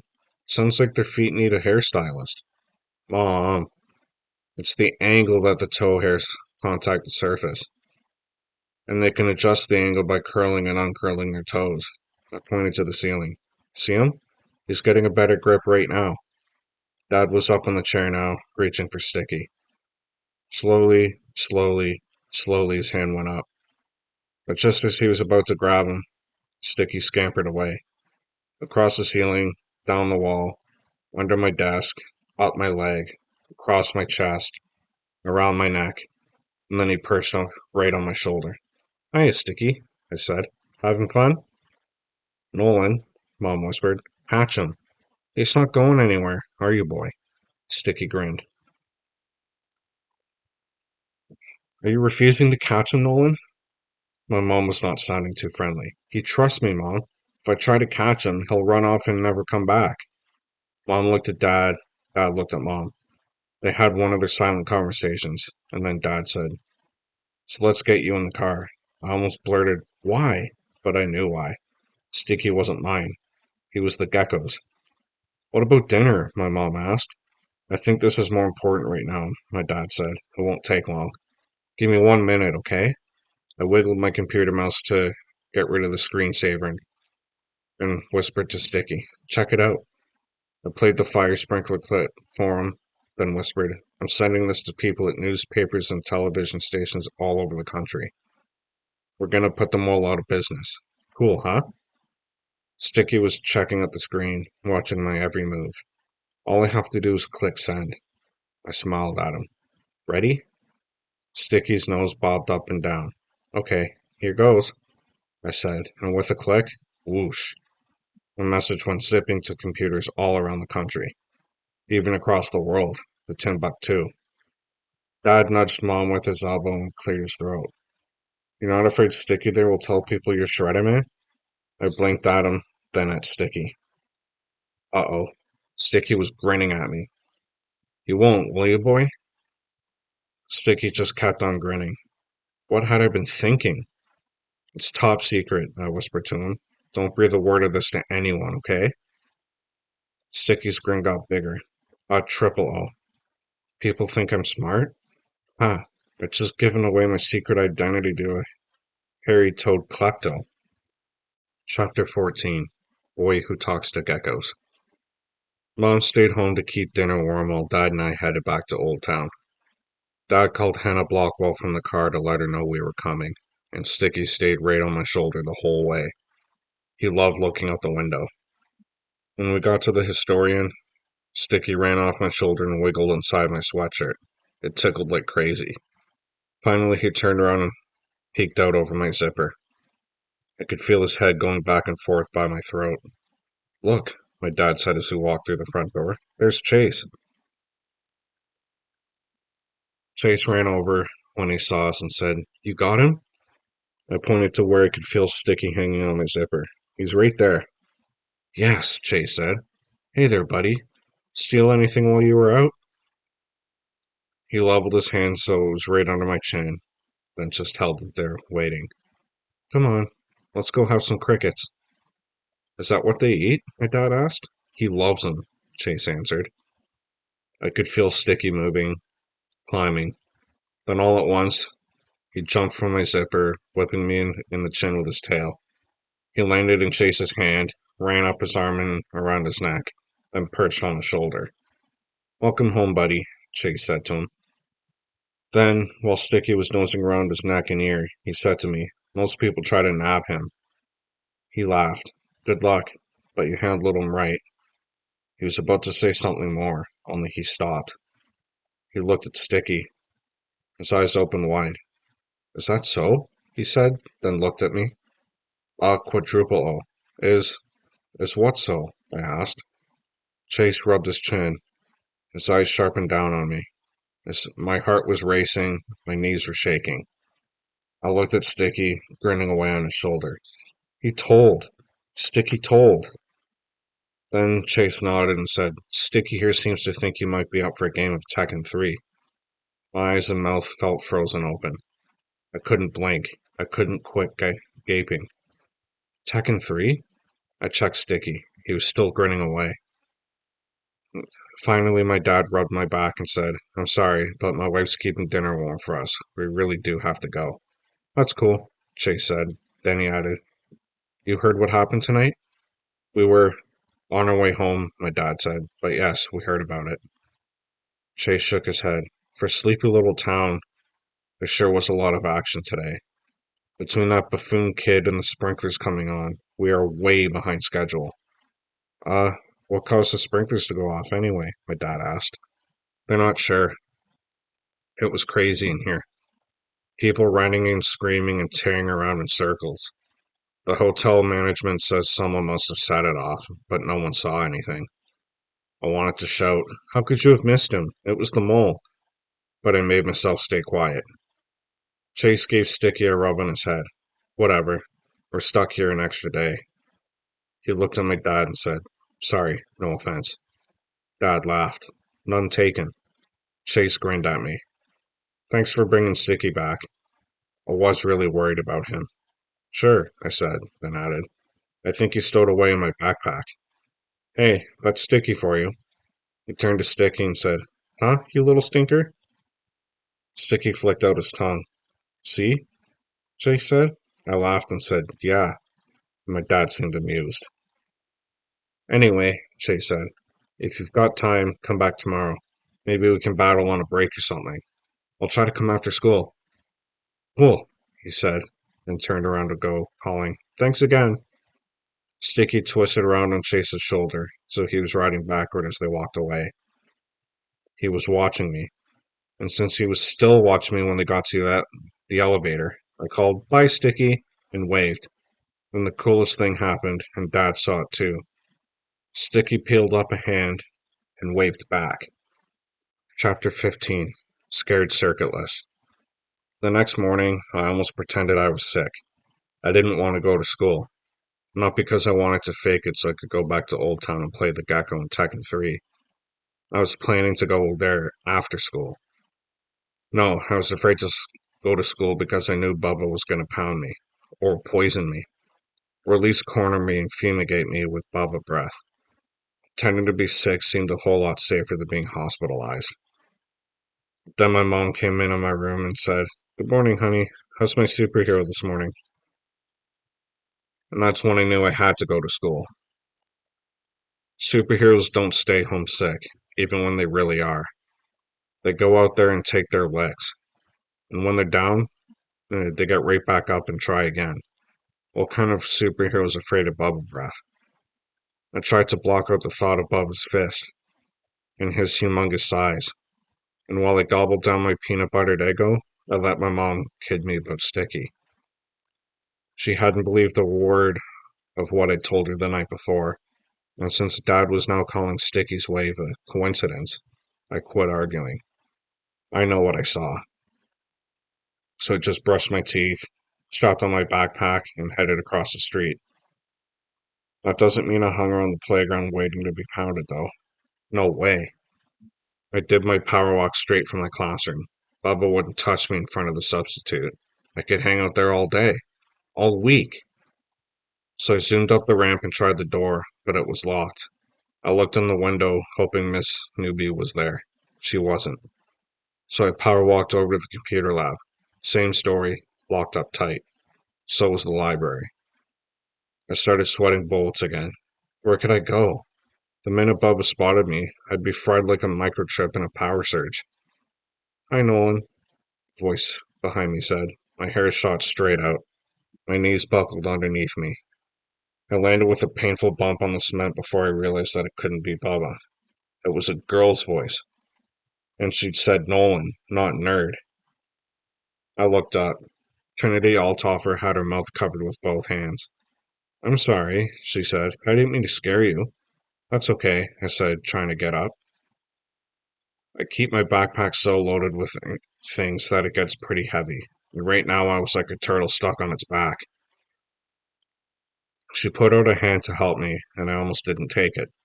Superheroes don't need help from girls. But she grabbed my arm and yanked, then asked, Did you really meet the gecko? Uh-oh. Where'd you where'd you hear that? I asked. Kevin and Max are going around telling everyone. They're saying Bubba saw you on the set, with a special visitor's badge and everything. She was still holding onto my arm, even though I was back on my feet. Is it true? Um, well, uh, maybe. Maybe? How can it maybe be true? My circuits were overloaded. I couldn't think of what to say, what to do. I looked over both shoulders like crazy. I, uh, I was just there with my dad. Because he's a reporter, right? Uh-huh. That's great. Tell me all about it. I wish you would just leave me alone. Have you seen Bubba? We're supposed to call him Alvin, remember? Yeah, I feel like getting pounded. Nolan, she said with a scowl. I call him Alvin all the time. Do I look pounded? She did? Why hadn't I ever heard her do that? No, I said. But you're a, you know, girl. She punched me in the arm. So what? Hey, boy, for a girl who spent her life drawing ponies, she sure punched hard. And yeah, I saw him, she added, down by the swings. Now tell me about being on the set. The warning bell rang, and I let out a huge sigh of relief. The substitute would unlock the room in no time. Safety was a power walk away. Trinity followed me as I zoomed along the walkway. Why don't you want to talk about it? She said. Did something happen? Did you trip or fall or something? Did they kick you off the set? My head whipped around to face her. No, I didn't trip, and stop making fun of me. I'm not making fun of you, she said. I'm just, you know, wondering. Well, I'm not the one who got kicked off the set, I snapped. She raced along beside me. But you're saying someone did? All of a sudden, there was Bubba, looming large and deadly across the blacktop. He was looking at me too, and coming my way. This was it, I could tell. In a few seconds, I'd be nothing but nerd nuggets. But then the strangest thing happened. Bubba turned. No push, no punch, no threat, no breath. He just went into the classroom. Wow, Trinity whispered. He looks really different. He still looked plenty mean to me, and totally deadly. But she was right. Something was different. I tried to figure out what. It wasn't his clothes or his hair or his. He looks depressed, she said. It was the weirdest thing since quantum dots, but yes, that was it exactly. We waited a minute before going up the ramp into the classroom. Neither of us could quite believe it. Bubba Bixby depressed? Inside the classroom, the air felt totally dead, like the room was in a vacuum. Eyes were shifting around uneasily, but no one was talking. Even Miss Newby seemed to understand that something strange was going on. She just stood behind the teacher desk, looking at all of us looking at each other. Good morning, class, she finally said. Good morning, a few of us mumbled. Then she did something only a substitute would be crazy enough to do. She asked, Is everything all right, Alvin? His face was leaning on one beefy hand. He shrugged and scowled. He looked like a monster with a toothache. Alvin? She asked again. What? He snapped at her. She jerked back a little and took a deep breath and said, Would you like to, what, go to the office? He was looking a lot like that grizzly bear at the historian. No, he growled. Just leave me alone. But if you... I said no. Everyone held their breath, including Miss Newby. Then, very slowly, Bubba looked over his shoulder, right at me. Why don't you kick him out? He grumbled. All heads in class turned until everyone was staring at me. I shrank lower in my seat. I wanted to hide. And Miss Newby was about to ask me something, but Trinity stood up like she was giving an oral report and said, Alvin's upset because Nolan got to meet the gecko. The gecko? Miss Newby asked. Shut up, pony girl, Bubba snapped. Alvin, Miss Newby scolded. Well, it's none of her stupid business, Bubba shouted. Miss Newby said, Please, Alvin, control yourself. Triple O. If you know anything about Bubba Bixby, you know that that was the complete wrong thing to say to him. And sure enough, he stood up, threw his chair over, and stomped out of the room. But not before giving me the deadliest glare I'd ever seen. Miss Newby picked up the classroom phone and called the office. And after whispering like mad for a minute, she hung up, straightened Bubba's chair, and tried to smile. Well, class, seems like we're off to a bumpy start this morning. Then she just stood there with a twitchy smile, trying to figure out what she should do next. Trinity whispered, Wow, he looked like he was about to cry. Cry? I said. He looked like he was about to kill me. Yeah, but I'm talking about underneath all that. She turned to Freddie, next to her. Hey, didn't you think he looked like he was gonna cry? Freddie scowled at her. Bubba? Cry? You're psycho, pony girl. She punched him in the arm. Don't call me psycho or pony girl, P-boy. He turned beet red and shut up. Felt like none of us would survive the day. Chapter 16. Crazy Idea. Miss Newby finally gave us a reading assignment. Take out your social studies book. Read pages 142 through 152.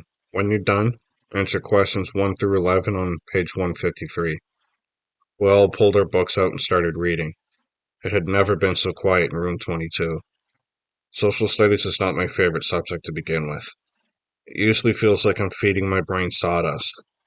So somewhere in the middle of reading about the people of Brazil, I started daydreaming. For once I wasn't daydreaming about an invention or playing on my computer, or being Shredderman, or watching the Gecko and Sticky. I was thinking about Bubba, and about Bubba's dad. I've seen Mr. Bixby in action, and boy, he's just like Bubba, only bigger, and meaner. I was also thinking about my dad, my totally great dad, who calls me champ, and helps me be Shredderman, and took me to meet the Gecko. How could two dads be so different?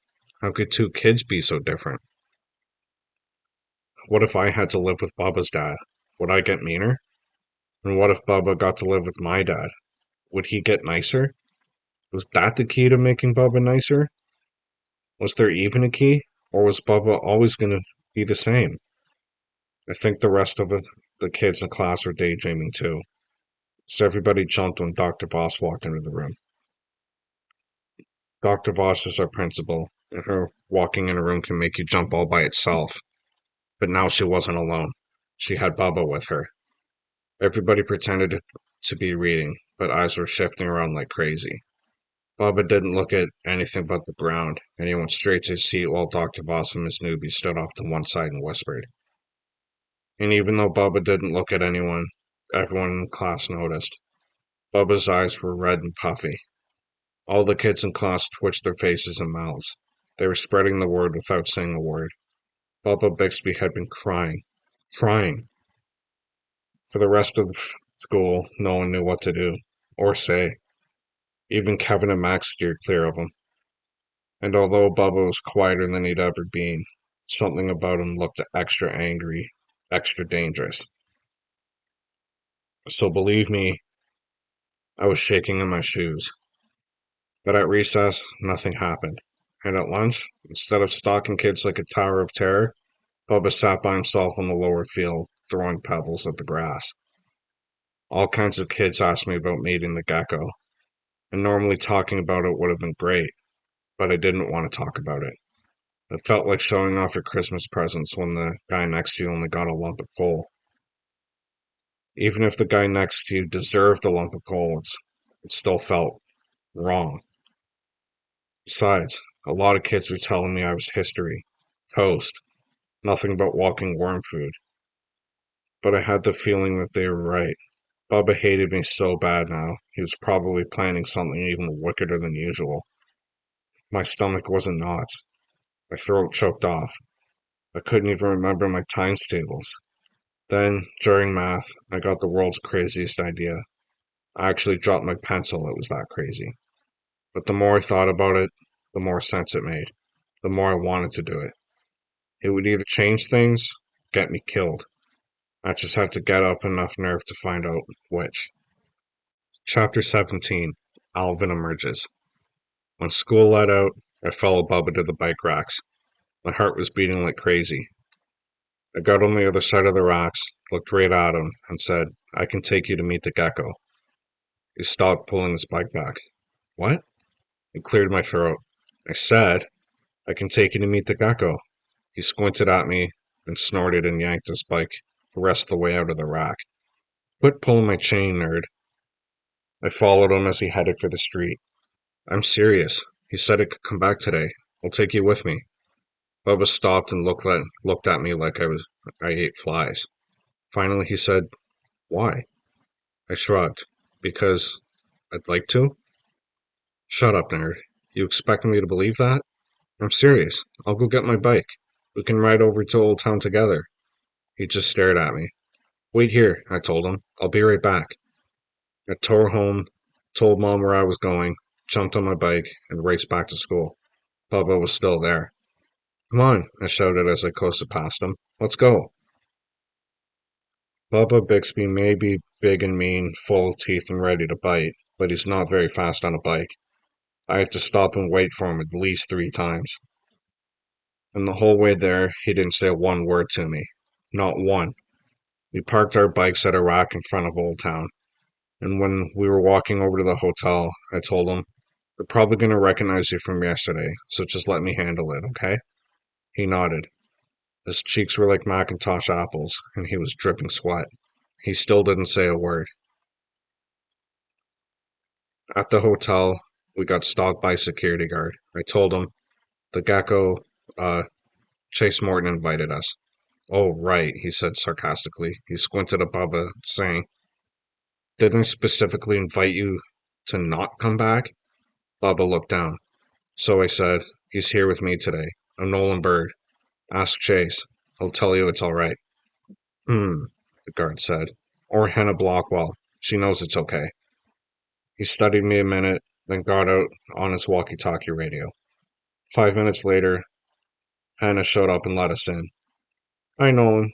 Chase told me if you showed up to send you upstairs. Apparently he's got some new move to wipe you out in Tekken 3.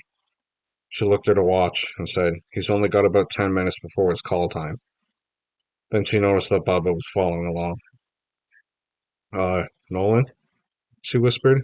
Isn't he the boy who ruined the take yesterday? I nodded. I don't think he can. Please, Miss Blockwell? It's kind of hard to explain, but it's important. And if we've only got 10 minutes, I shrugged. Please? She looked from me to Bubba and back again. Finally, she sighed and said, Well, come along. Chase was sitting cross-legged on his bed. His thumbs were flying on his PlayStation controller. Nolan, he said when he saw me. My man. He tossed me the second controller. I'm gonna wipe you out. We entered a battle. I was Yoshimitsu Green. He was Yoshimitsu Red. He had totally mastered backflips, and the death copter trick, and samurai cutter. He was even using slappy silly. Whoa. But I managed to slash and bash and dance all around him. It was close, but I won the round. How'd you do that? Chase cried. Man, Bubba mumbled. You're good. Huh? Chase said, finally noticing Bubba. Hey, he squinted at him. How'd you get in here? I, um, I brought him, I said. You're friends with that guy? Chase asked, his eyebrows flying up. Well, I looked at Bubba. Not exactly. So? Chase is starting to look annoyed, maybe even mad. I I brought him because I thought it was a nice thing to do. I looked down and said, "It's a long story and really complicated. Don't be mad, okay?" "Okay," Chase said, studying me. Then he nodded and stuck his hand out to Baba. "I'm Chase Morton." He wiggled his eyebrows. "The Gecko." Baba shook his hand. "I'm Bub," he said, then stopped himself. "I'm Alvin Bixby." He started pumping Chase's hand like crazy. "Your number one fan." "Well, hey, Alvin. Nice to officially meet you." Then Chase eyed me and asked him, "You think your friend here will let me whip you in Tekken 3?" I looked at Baba. Baba looked at me. And it was weird. He didn't even seem like Baba. He seemed more like an oversized toddler. I held out the controller to him and grinned. "Go easy on him. He's just a superhero." Baba laughed and took my place on the bed. "You gonna be Yoshimitsu again?" he asked Chase. "You bet. You?" "Nah," Baba said. "I choose True Ogre. He's rad." "Ho ho ho," Chase laughed. And the battle began. Chapter 18. Out of Control. Yoshimitsu clobbered True Ogre. What do you expect when a gargoyle of flame breath takes on a mangy ninja? But Baba didn't even seem to care. He said, "You want to go again?" Chase would have, but Henna came in and made them stop. So Chase made Henna get Bubba a poster that Chase autographed and signed to Alvin Bubba Bixby, who rocks at Tekken 3. And since no visitors were being allowed on the set, we had to leave the building, but not before I took a quick picture of Bubba and Chase with my digital camera. When we were unlocking our bikes, I asked him, "You got email?" Like I didn't know. Then I added, "I'll download the picture of you and the gecko and send it to you." He frowned for a minute, then said, "Bixby at bignet.com." He pulled his bike from the rack and stared at me. For a guy who had just met the gecko, he sure wasn't looking too friendly. He stood there for a minute like he was trying to figure out how to say something, but it never came out. And finally he just swung on his bike and left. No see ya, no wave. He just took off. So I took off too, only I went a different way. And I wondered what Bubba had been trying to say. Thanks? Nah, more likely it was, "Don't think this makes us friends, nerd." Like I would want to be. Or, "Don't start thinking you can email me, geek." Too late for that. I'd been emailing him for months. A Shredderman. So I was thinking about how I'd have to use my parents' email system to mail Bubba the picture. But the minute I got home, I forgot all about Bubba. My mom was screaming, "Nolan! Nolan, come here, quick!" I dropped my backpack and charged for the kitchen. "Mom? What's wrong?" "Mom? In here!" she yelled from the family room. "Look!" Her eyes were cranked open. Her jaw was dropped to the floor. She was tearing apart her purse trying to find her phone, but she wasn't looking at what she was doing. She was looking at the TV. "What's wrong, Mom?" "What's—" And then I heard a voice from the television say, "Shredderman." Two newscasters were talking about me on TV. "It's everywhere," the man was saying to the lady next to him. "I got the email this morning. You got it last night. Everyone in the industry seems to have a copy of Joel Bull vandalizing that hotel." He shuffled through some papers. "A historian up in Cedar Valley." The lady was nodding. "And I've heard the hotel and the production company are planning to press charges. So this might be the mole's last digging spree?" the man asked. "I, for one, hope so." The lady grinned into the camera and said, "Meanwhile, good work, Shredderman, whoever you are." "Yeah," the man said. "What's that motto of his? Yours in truth and justice." "Exactly." The man turned to the camera and said, "And now to Bill McLeod, who hopefully has some truth and justice to convey to us about the weather." Mom had found her cell phone. She muted the TV while she pressed buttons on her phone with her thumb. "That was news out of Los Angeles," she whispered to me. Then she said into the phone, "Stephen? Stephen, you were never going to believe what was just on Channel 5. Wow, if it had been aired on Los Angeles TV, where else had it been?" I charged down to my room to check my email. While I'd been worried about surviving a day at school, stuff had been happening. People had been talking, sending my clip around. Cedar Valley and Historian had been on big city news. I booted up, dialed up the internet, checked my mail. Flick, flick, flick. My email sprang up from the bottom of my inbox. Flick, flick, flick, flick, flick. Flick, flick, flick, flick, flick, flick, flick. My screen was going crazy. Messages were flying in, scrolling off the screen faster than I could read who they were from. I watched them for a whole minute. 2. I got out of my chair and backed up. Whoa, they were still flying in. Finally, I checked on send and receive, and there was the blue line only part way done. And the message said, receiving 302 out of 927 messages. 927 messages? 303, 304, 305, 306. The ones column was spinning around like the cents counter at the gas pump. Who were all these people? Mom wandered into my room without knocking. That happens when you leave your door wide open. She still had her phone attached to her ear.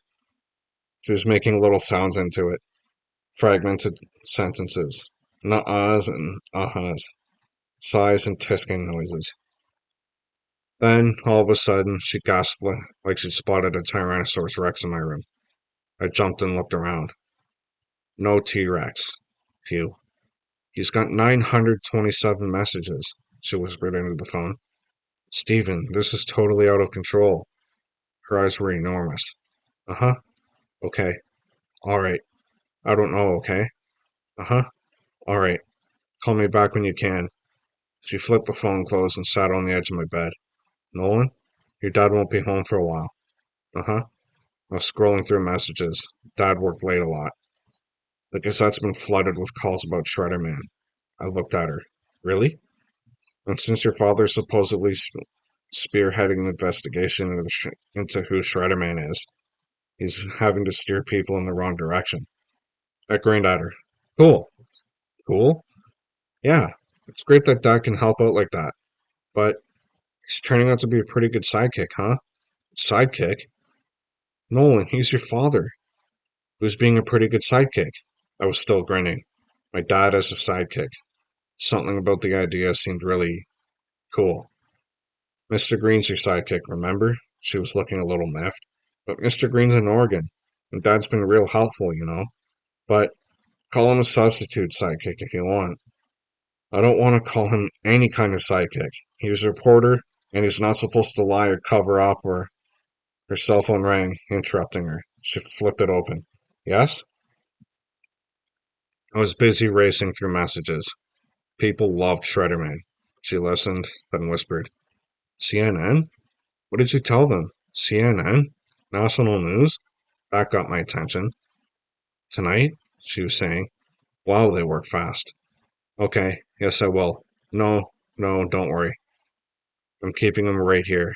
She was about to hang up, but at the last minute asked, Hey, what are your thoughts on being called a substitute sidekick? She laughed and rolled her eyes, then hung up. What did he say? I asked. He said, Cool. Chapter 19, National News. That night they talked about Shredderman on CNN, ABC, CBS, and Fox News. And in the morning we ate breakfast and listened while a group of morning show anchors talked about it over coffee. He sounds like some kind of vigilante, one of the guys was saying. No, he's not, the blonde lady said. I think he's just a kid. Did you check out his website? He's got a website? The guy asked. Shredderman.com, she said. It's a hoot. Intelligent, but also very kid-like. I think it's a teacher, the other guy said. No kid could possibly put a site like that together. Well, no teacher's gonna have a link called Bubba's Big Butt, the lady said. There's a link to our former president's butt? The first guy asked. No, she laughed, tagging him with the back of her hand. It's just some kid's backside, fully covered, I might add. So maybe the teacher's got it in for a troublemaker? Maybe Shredderman is the troublemaker. No. How can you say that after he busted Joel the Mole? Shredderman's the champion of truth and justice. Well, speaking of truth and justice, first guy said, we were talking about lobbyists, remember? Right. The lady looked in the camera and said, and we want to hear what you think should be done about special interest groups. Give us a call or log on to. Mom clicked off the TV and muttered, I told you we should take Bubba's big butt off the World Wide Web. It'll blow over, Dad said. Tomorrow they'll have forgotten all about Shredderman. He winked at me as he stood up and grabbed his coat. Today, though, I'm probably going to have to spend a lot of time trying to mislead people about our town superhero. Thanks, Dad, I told him. He smiled. No problem, champ. He nodded at the kitchen clock. You better get moving if you don't want to be late for school. Yikes. How did that happen? They were only 15 minutes before the opening bell rang. I tore down the hall to get dressed. Socks inside pants. Check. I raced down to the bathroom to brush my teeth. No time to floss. My hair was sticking out everywhere. I tried spraying it down. Boing, it shot right back up. I stuck my head in the sink. No time to mess around. Nolan? My mom's arm was poking through the bathroom door. She was holding out the phone to me. It's Mr. Green. Mr. Green? I took the phone. Hello? Water was dripping everywhere. Hey, Nolan. Just calling to say congratulations. According to my TV, you were making some pretty big waves out there. Thanks, Mr. Green, I said. Then I whispered, You haven't told anyone it's me, have you? He laughed. Of course not. I'm just sorry I'm missing all the action. But it sounds like you're doing just fine without me. Well, my dad's helping out. I'm calling him my substitute sidekick. Mr. Green laughed. That's great. And speaking of substitutes, how's Miss Newby holding up? Okay, I guess. How's your brother doing? Great. Calling him Bionic Boy. I should be back next week. Really? Uh-huh. I'll see you then. Meanwhile, keep up the good work. Thanks, Mr. Green. Now get a move on or you're going to be tardy. Right, I said, then hung up. Ready or not, it was time for school. Chapter 20. Bye-bye, Big Butt. By the time I got to school, there was a big crowd of kids gathered on the playground. Not one ball was bouncing on the blacktop. I worked my way through the crowd until I could see what was going on. And then I saw him, smack dab in the middle of everybody. Bubba. Stand back, Max and Kevin were telling kids. Nobody touches it. Is it for real? Ian asked. Yeah, it's for real, Bubba said. You think I could fake this? He was holding up his autograph poster, careful to only handle the edges. How'd you get it? Trinity asked. I can't believe you actually met Chase Morton. That is so cool. Yeah, everyone said. How'd you meet him? He has his ways, Kevin said, like he was the smartest kid around. Now back up. Quit crowding. Oh, it's a fake, someone from the back yelled. There's no way that's real.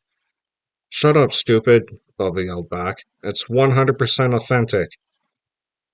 Oh, right, the voice snickered. Who's saying that? Bubba asked. I want to know who's saying that. Max started pushing through the crowd, saying, All right, who's the smart mouth? Hey, I called. Don't fight. Bubba really did meet the gecko. I've got proof. Huh? Everyone said, then turned to look at me. Kevin sneered. You? I called over to Bubba. I've got a copy right here. Do you want it? Bubba kind of bit his lip, then looked down and nodded. Everyone started whispering. So I peeled off my backpack and pulled out a big envelope. The whispering stopped. Everyone crowded in. Back up, Bubba growled. Now. Kid scurried back, and I said, uh, I couldn't get online last night. I stepped closer and handed over the envelope. So I made you this. Bubba took the envelope. He opened it. Then he broke into a smile and held the picture of him and the gecko up high. See? He said. Proof. Everyone oohed. They awed. Then Kevin piped up with, Wait a minute. The nerd took that? What was he doing there? The oohing and awing stopped. Kids looked at Bubba, at me, at Bubba, at me. And finally Bubba cleared his throat and said, Nolan's the one who got me in to see the gecko. Who did? A lot of kids asked. Bubba nodded my way. Nolan did. He got me inside, introduced me, even let me play the gecko in Tekken 3. He was really cool. Mouths were gasping, Eyes were bugging. Nobody could believe their ears, especially Kevin. He squinted at Bubba and said, "Wait a minute, you're saying the nerd?" "You're saying Nolan," Bubba said, giving him a deep, dark glare. "Did me a big favor, okay?" "Okay," Kevin said, and backed off. For the rest of the day, people treated me differently. They weren't trying to be my best friends or anything, but people wanted to know about meeting the Gecko, about playing him in Tekken 3, about taking Bubba to meet him too. After everything Bubba had done to me, all the names he called me and the punches he'd thrown at me and the stuff he'd stolen from me, they just didn't get why I'd done it. I didn't explain it. How could I explain that the search for truth and justice wasn't just about getting even? It was about being bigger than yourself, stronger than your weaknesses. So I just shrugged and told him because he really wanted to meet him, that's why. Later that day, I thought about what Mr. Green had said about finding the key to Bubba's kindness. Maybe after everything I tried, this was finally it.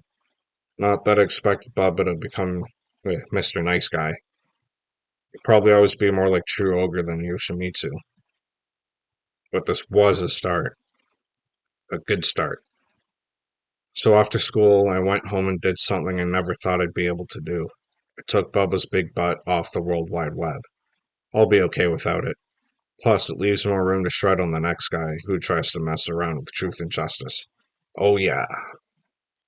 Chapter 21. Email 2543. Hey Shredderman. Rumor is the mole's out of business. Blacklisted. You rock, man. Your number one fan, Chase Morton. P.S. I told myself it couldn't be you, but Sticky says it's true. No wonder I couldn't beat you in T3. I was battling a real live superhero. Shred on, man. P.P.S. Don't worry. No one suspects, and I won't tell.